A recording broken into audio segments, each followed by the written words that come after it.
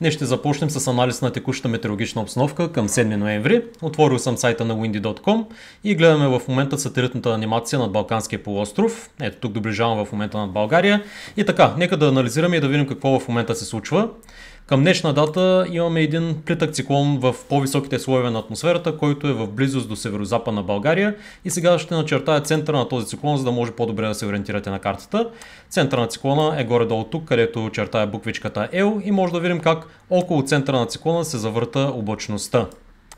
Именно този циклон във височина донесе валежи на 6 ноември и по топлия му фронт над източна България паднаха малко по-сериозни валежни количества, около 20-30 литра на квадратен метър. И в момента има слаби валежи от дъжд все още над източна България, но постепенно в следобедните часове ще спират. Така, сега нека да проверим радара конкретно и да видим точно къде са тези валежи. Отиваме на радарната анимация и ще видим къде в момента превалява дъжд. Естествено към момента, в който аз правя това видео, което е рано сутринта към 8:20 сутринта на 7 ноември, виждаме, че все още превалява над източна България, включително имаме слаби валежи локално и в северо-западна България.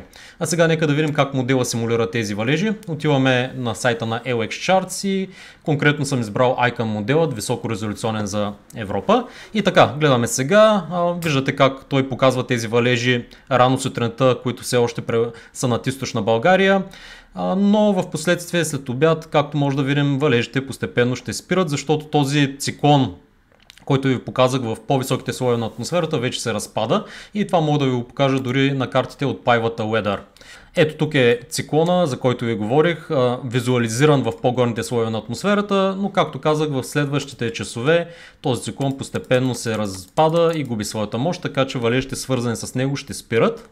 И така, както видяхме, постепенно валежите над страната през деня ще спират, но над крайните северо-западни райони ще има условия за превалявания дори и в петък, както може да видим тук показано, симулирано от модела, защото именно крайните северо-западни райони ще бъдат най-близко до центъра на този циклон.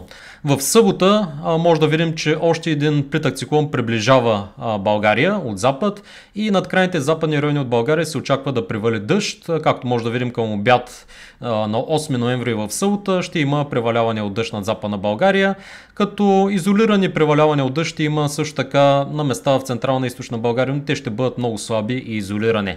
След това ще има още един плитък циклон, който ще започне да преминава през страната на 9 срещу 10 ноември. Както може да видим, на 9 ноември вечерта отново над западна България ще започнат валежи, но отново тези валежи няма да бъдат съществени. Също така на 10 отново ще имаме като цяло общо взето слаби валежи. Така, нека да погледнем сега акумулираните валежи за целия период от 7 ноември до 11 ноември, за да видим какви ще са количествата. Както може да видим, валежите като цяло няма да бъдат сериозни. Единственото, което прави впечатление е, че над югозападна България ще имаме малко по-високи валежи, до около 30-40 литра на квадратен метър в следващите ни акумулирани. В следващите няколко дена времето в България постепенно ще се затопли, температурите ще се повишат, максимално те ще достигат до около 14 до 16-17 градуса, но в последствие около 11-12 ноември отново ще се захлади. Както може да видите тук с малко по-тъмно зелени цветове и също така към сини цветове е изобразено как над България около 12-13 ноември ще нахлуе по-студен въздух. След това, след 13-14 ноември, към момента нямаме сигурност точно как ще се развие атмосферната динамика, но това, което мога да ви покажа е ансамбълът на американския модел. Това е осреднения вариант от много различни сценарии, които модела продуцира и накрая ги осреднява, за да видим кое е най-вероятното. Все пак, за да видим малко по-дългосрочна тенденция, какво може да очакваме до около 20 ноември. Това, което забелязваме в последните дни е, че модела симулира спускане на по-студен въздух, тук изобразен с тези сини цветове над Северна Европа. Естествено, много е рано от сега да кажем дали този студен въздух ще засегне Балканския полуостров и Балканите, но към момента поне тенденцията е около 20 и след 20 ноември да има някакво по-голямо студено нахлуване над Европа. Вече трябва да следим дали това студено нахлуване ще повлияе на нас. И така, последно нека да разгледаме и температурите, за да видим как ще се изменят температурите в следващите дни. Виждаме, че към 7 ноември на обяд максималните температури за страната ще бъдат в границите от 10 до около 14-15 градуса. Сега нека да видим какво ни очаква в следващите дни. На 8 ноември виждаме вече затопляне, особено на централна и източна България. Максималните температури започват да достигат от 15 до около 18 градуса.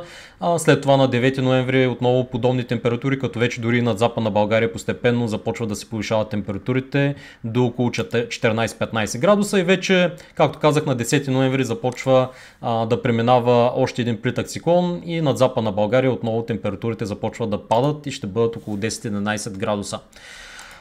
След това, вече около 12 ноември, ново захлаждане, както може да видим в североизточна България, се очаква тогава да се захлади по-значително и максималните температури дори да паднат под 10 градуса. Ето може да видим максимални температури на 12 ноември в границите от 8 до около 11 градуса за североизточна България. Това са изгледите за времето в България в следващите дни. Надявам се, че видеото ви е било полезно и до следващия път.